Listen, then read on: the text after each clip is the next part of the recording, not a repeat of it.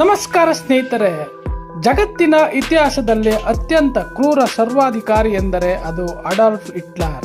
ಇವನ ಹೆಸರು ಕೇಳಿದರೆ ಇಂದಿಗೂ ಎರಡನೇ ಮಹಾಯುದ್ಧ ಮತ್ತು ಕರಾಳ ನರಮೇಧ ನೆನಪಿಗೆ ಬರುತ್ತದೆ. ಅಡಾಲ್ಫ್ ಹಿಟ್ಲರ್ 1889 ಏಪ್ರಿಲ್ 20ರಂದು ಜನಿಸಿದನು. ಇವನು ಹುಟ್ಟಿದ್ದು ಜರ್ಮನಿಯಲ್ಲಿ ಅಲ್ಲ, ಬದಲಿಗೆ ಆಸ್ಟ್ರಿಯಾ ದೇಶದಲ್ಲಿ. ಬಾಲ್ಯದಲ್ಲಿ ಹಿಟ್ಲರ್ ತುಂಬಾ ಬಡತನ ಮತ್ತು ಕಷ್ಟದ ದಿನಗಳನ್ನು ಎದುರಿಸಿದ್ದನು. ಇವನಿಗೆ ಒಬ್ಬ ಶ್ರೇಷ್ಠ ಚಿತ್ರಕಲಾವಿದ ಆಗಬೇಕೆಂಬ ದೊಡ್ಡ ಆಸೆ ಇತ್ತು. ಆದರೆ ಆಸ್ಟ್ರಿಯಾದ ಕಲಾ ಅಕಾಡೆಮಿ ಇವನಿಗೆ ಪ್ರವೇಶ ನೀಡಲು ನಿರಾಕರಿಸಿತು. ಕಲಾಶಾಲೆ ಇವನನ್ನು ತಿರಸ್ಕರಿಸಿದ್ದು ಇವನ ಜೀವನದ ಹಾದಿಯನ್ನೇ ಬದಲಾಯಿಸಿತು. 1914ರಲ್ಲಿ ಮೊದಲನೇ ವಿಶ್ವಯುದ್ಧ ಪ್ರಾರಂಭವಾದಾಗ ಹಿಟ್ಲರ್ ಜರ್ಮನ್ ಸೇನೆಯನ್ನು ಸೇರಿದನು. ಯುದ್ಧದಲ್ಲಿ ಇವನು ಅತ್ಯಂತ ಧೈರ್ಯಶಾಲಿ ಸೈನಿಕನಾಗಿ ಗುರುತಿಸಿಕೊಂಡನು. ಮೊದಲ ವಿಶ್ವಯುದ್ಧದಲ್ಲಿ ಜರ್ಮನಿ ದೇಶವು ಸೋಲನ್ನು ಅನುಭವಿಸಿತು. ಈ ಸೋಲು ಜರ್ಮನಿಗೆ ಆದ ಅವಮಾನ ಹಿಟ್ಲರ್ನ ಮನಸ್ಸಿನಲ್ಲಿ ತೀವ್ರ ಆಕ್ರೋಶ ಉಂಟು ಮಾಡಿತು. ಜರ್ಮನಿಯ ಈ ಸ್ಥಿತಿಗೆ ಅಲ್ಲಿನ ರಾಜಕಾರಣಿಗಳು ಮತ್ತು ಯಹೂದಿಗಳೇ ಕಾರಣ ಎಂದು ಅವನು ನಂಬಿದನು. ಯುದ್ಧದ ನಂತರ 1919ರಲ್ಲಿ ಹಿಟ್ಲರ್ ನಾಜಿ ಪಕ್ಷವನ್ನು ಸೇರಿಕೊಂಡನು. ಈ ಪಕ್ಷದ ಪೂರ್ಣ ಹೆಸರು national socialist German workers party. Hitler ಅದ್ಭುತವಾದ ಭಾಷಣ ಕಲೆಯನ್ನು ಹೊಂದಿದ್ದ ಜಾಣ ರಾಜಕಾರಣಿಯಾಗಿದ್ದನು. ಇವನ ಆವೇಶಭರಿತ ಭಾಷಣಗಳು ಜರ್ಮನಿಯ ಯುವಕರನ್ನು ಮತ್ತು ಜನಸಾಮಾನ್ಯರನ್ನು ಆಕರ್ಷಿಸಿದವು. ಕೇವಲ 2 ವರ್ಷಗಳಲ್ಲಿ ಅಂದರೆ 1921ರಲ್ಲಿ ಇವನು ನಾಜಿ ಪಕ್ಷದ ಅಧ್ಯಕ್ಷನಾದನು. 1923ರಲ್ಲಿ ಹಿಟ್ಲರ್ ಜರ್ಮನಿಯ ಸರ್ಕಾರವನ್ನು ಉರುಳಿಸಲು ವಿಫಲ ಪ್ರಯತ್ನ ನಡೆಸಿದನು. ಈ ದ್ರೋಹದ ಆರೋಪದ ಮೇಲೆ ಇವನನ್ನು ಬಂಧಿಸಿ ಜೈಲಿಗೆ ಅಟ್ಟಲಾಯಿತು. ಜೈಲಿನಲ್ಲಿದ್ದಾಗ ಹಿಟ್ಲರ್ ಮೈನ್ ಕ್ಯಾಂಪ್ ಎಂಬ ತನ್ನ ಆತ್ಮಚರಿತ್ರೆಯನ್ನು ಬರೆದನು. ಮೈನ್ ಕ್ಯಾಂಪ್ ಎಂದರೆ ನನ್ನ ಹೋರಾಟ ಎಂದರ್ಥ. ಈ ಪುಸ್ತಕದಲ್ಲಿ ಅವನು ಜರ್ಮನ್ ರಾಷ್ಟ್ರೀಯತಾವಾದ ಮತ್ತು ಯಹೂದಿ ವಿರೋಧಿ ನೀತಿಗಳನ್ನು ಪ್ರಕಟಿಸಿದನು. ಜೈಲಿನಿಂದ ಬಿಡುಗಡೆಯಾದ ನಂತರ ಹಿಟ್ಲರ್ ಮತ್ತಷ್ಟು ಶಕ್ತಿಯುತವಾಗಿ ರಾಜಕೀಯದಲ್ಲಿ ಬೆಳೆದನು. 1930ರ ದಶಕದಲ್ಲಿ ಜರ್ಮನಿಯಲ್ಲಿ ತೀವ್ರ ಆರ್ಥಿಕ ಕುಸಿತ ಮತ್ತು ನಿರುದ್ಯೋಗ ಸೃಷ್ಟಿಯಾಯಿತು. ಈ ಪರಿಸ್ಥಿತಿಯನ್ನು ಹಿಟ್ಲರ್ ತನಗೆ ಪೂರಕವಾಗಿ ಬಳಸಿಕೊಂಡನು. ಜರ್ಮನಿಯ ವೈಭವವನ್ನು ಮರಳಿ ತರುತ್ತೇನೆ ಎಂದು ಅವನು ಜನರಿಗೆ ಭರವಸೆ ನೀಡಿದನು. ಕೊನೆಗೂ 1933ರಲ್ಲಿ ಹಿಟ್ಲರ್ ಜರ್ಮನಿಯ ಚಾನ್ಸಲರ್ ಆಗಿ ನೇಮಕಗೊಂಡನು. ಚಾನ್ಸಲರ್ ಆದ ಅಲ್ಪದ ಅವಧಿಯಲ್ಲೇ ಇವನು ಪ್ರಜಾಪ್ರಭುತ್ವವನ್ನು ಸಂಪೂರ್ಣವಾಗಿ ಧ್ವಂಸಗೊಳಿಸಿದನು. 1934ರಲ್ಲಿ ಇವನು ಜರ್ಮನಿಯ ಏಕೈಕ ಸರ್ವಾಧಿಕಾರಿ ಅಥವಾ ಫ್ಯೂರರ್ ಆದನು. ಅಧಿಕಾರಕ್ಕೆ ಬಂದ ತಕ್ಷಣ ಹಿಟ್ಲರ್ ಇತರೆ ಎಲ್ಲ ರಾಜಕೀಯ ಪಕ್ಷಗಳನ್ನು ನಿಷೇಧಿಸಿದನು.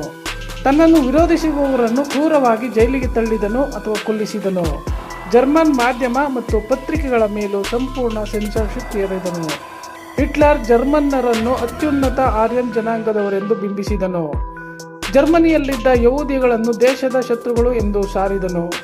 ಯಹೂದಿಗಳ ಹಕ್ಕುಗಳನ್ನು ಕಸಿದುಕೊಂಡು ಅವರನ್ನು ಸಮಾಜದಿಂದ ದೂರವಿಡಲಾಯಿತು. ಹಿಟ್ಲರ್ ಜರ್ಮನಿಯ ಮಿಲಿಟರಿ ಶಕ್ತಿಯನ್ನು ರಹಸ್ಯವಾಗಿ ಬಲಪಡಿಸಲು ಆರಂಭಿಸಿದನು. ಇವನ ಮುಖ್ಯ ಉದ್ದೇಶ ಯುರೋಪ್ ಖಂಡಾದ್ಯಂತ ಜರ್ಮನಿಯ ಸಾಮ್ರಾಜ್ಯವನ್ನು ವಿಸ್ತರಿಸುವುದಾಗಿತ್ತು.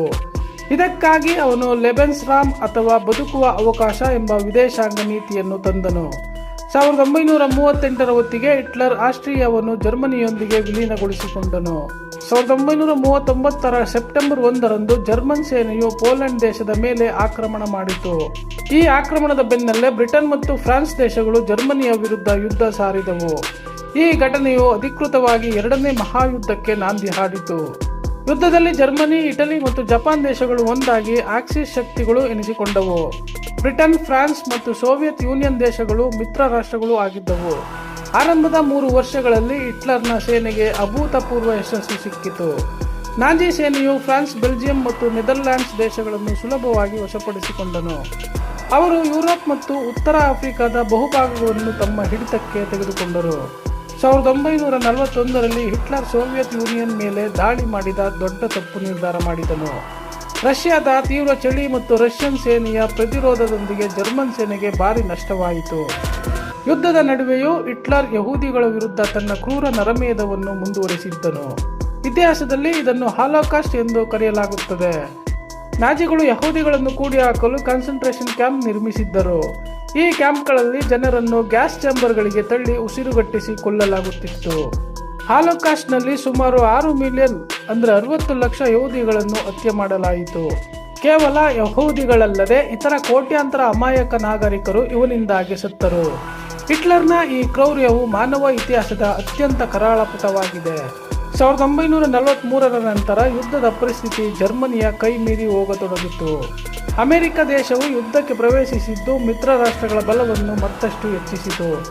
ಮಿತ್ರ ರಾಷ್ಟ್ರಗಳ ಪಡೆಗಳು ಜರ್ಮನಿಯ ಕಡೆಗೆ ಮುನ್ನುಗ್ಗಲು ಆರಂಭಿಸಿದವು.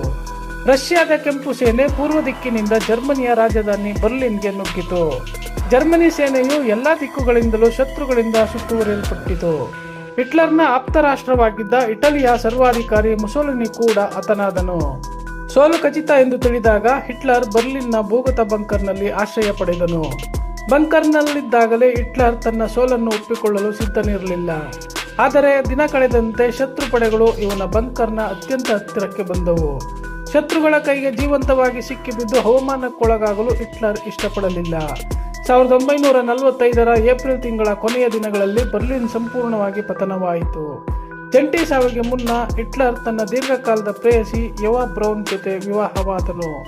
ಇವರಿಬ್ಬರ ವಿವಾಹ ನಡೆದಿದ್ದು ಅದೇ ಭೂಗತ ಬಂಕರ್ನಲ್ಲಿ. ಮದುವೆಯಾದ ಕೇವಲ 2 ದಿನಗಳ ಒಳಗಾಗಿ ಇಬ್ಬರು ಆತ್ಮಹತ್ಯೆ ಮಾಡಿಕೊಳ್ಳಲು ನಿರ್ಧರಿಸಿದರು. 1945ರ ಏಪ್ರಿಲ್ 30ರಂದು ಅಡಾಲ್ಫ್ ಹಿಟ್ಲರ್ ತಲೆಗೆ ಪಿಸ್ತೂಲ್ನಿಂದ ಶೂಟ್ ಮಾಡಿಕೊಂಡನು. ಇವನ ಪತ್ನಿ ಎವಾ ಬ್ರೈನ್ ಸೈನೈಡ್ ವಿಷ ಸೇವಿಸಿ ಆತ್ಮಹತ್ಯೆ ಮಾಡಿಕೊಂಡಳು. ಹಿಟ್ಲರ್ನ ಆದೇಶದಂತೆ ಅವರ ಶವಗಳನ್ನು ಶತ್ರುಗಳಿಗೆ ಸಿಗದ ಹಾಗೆ ಬಂಕರ್ನ ಹೊರಗೆ ಸುಟ್ಟು ಹಾಕಲಾಯಿತು. ಹಿಟ್ಲರ್ ಸತ್ತ ಕೆಲವು ದಿನಗಳಲ್ಲೇ ಜರ್ಮನಿ ದೇಶವು ಅಧಿಕೃತವಾಗಿ ಶರಣಾಯಿತು. ಇದರೊಂದಿಗೆ ಯುರೋಪ್ನಲ್ಲಿ 2ನೇ ಮಹಾಯುದ್ಧವು ಕೊನೆಗೊಂಡಿತು.